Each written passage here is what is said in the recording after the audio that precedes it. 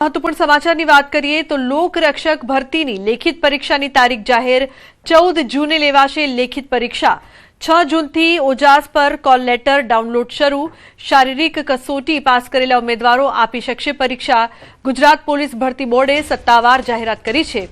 उम्मीदवारों ने अफवाओथी सावचेत रहवा माटे पण अपील करवामां आवी छे। અને મહત્વપૂર્ણ સમાચાર કેન્દ્રીય ગૃહમંત્રી અમિત શાહ આવશે ગુજરાત કમલમ ખાતે ટોચના નેતાઓ સાથે મહત્વની બેઠક યોજાશે। આ દરમિયાન રાજ્યસભાની 4 બેઠકોને લઈને ભાજપમાં ગરમાવો આવ્યો છે। બેઠકમાં રાજ્યસભાના 4 ઉમેદવારોના નામ પર થઈ શકે છે અંતિમ ચર્ચા। 6 થી 8 જૂન વચ્ચે ઉમેદવારોના નામ જાહેર થાય તેવી શક્યતા છે। તો વિપક્ષ ઉમેદવાર નહીં ઉતારે તો ભાજપના ઉમેદવારો બિનહરીફ ચૂંટાઈ શકે। Welcome back. समाचार में आगळ बात करिए तो राजकोट में धीरेन्द्र शास्त्री कार्यक्रम पहला विवाद बागेश्वर धाम धीरेन्द्र शास्त्री दिव्य दरबार मामले विज्ञान जाथा चेरमेन जयंत पंड्या सौराष्ट्र सनातन समिति आगेवान मंगेश देसाई और राष्ट्रीय अध्यक्ष ज्योतिर्नाथ बापुए प्रतिक्रिया आपी है।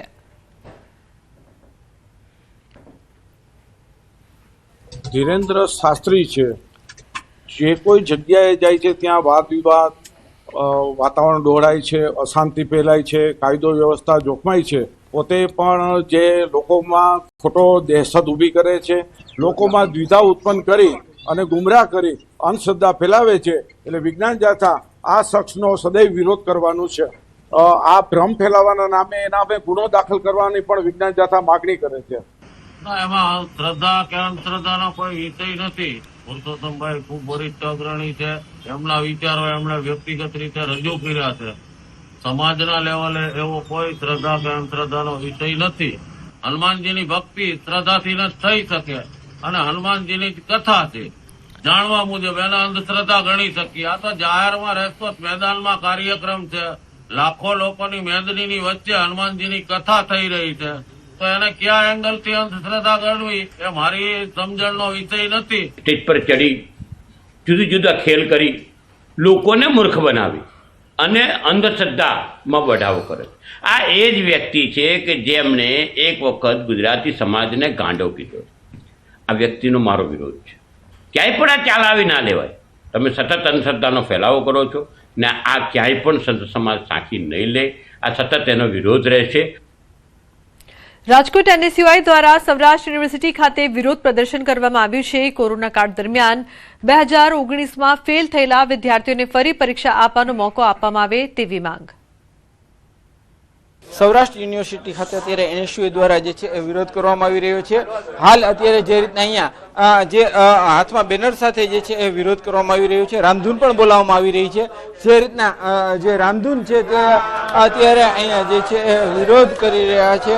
हाल आपणी साथे एनएसयूआई ना प्रमुख छे, आपणे एमनी साथे वात करीशुं। शुं आखो प्रश्न छे ने शुं खास करीने सौराष्ट्र यूनिवर्सिटीना सत्ताधीशोए सोपारी लीधी होय के आ सौराष्ट्र यूनिवर्सिटी सरकारी यूनिवर्सिटी छे। आ गरीब माँ बापना दीकराओ पोतानुं भविष्य जोई छे फ्रीमां, ए जोवा ना जोईए अने प्राइवेट यूनिवर्सिटीमां जवा माटे मजबूर थाय ते प्रकारना काम आ सौराष्ट्र यूनिवर्सिटीना सत्ताधीशो करी रही छे।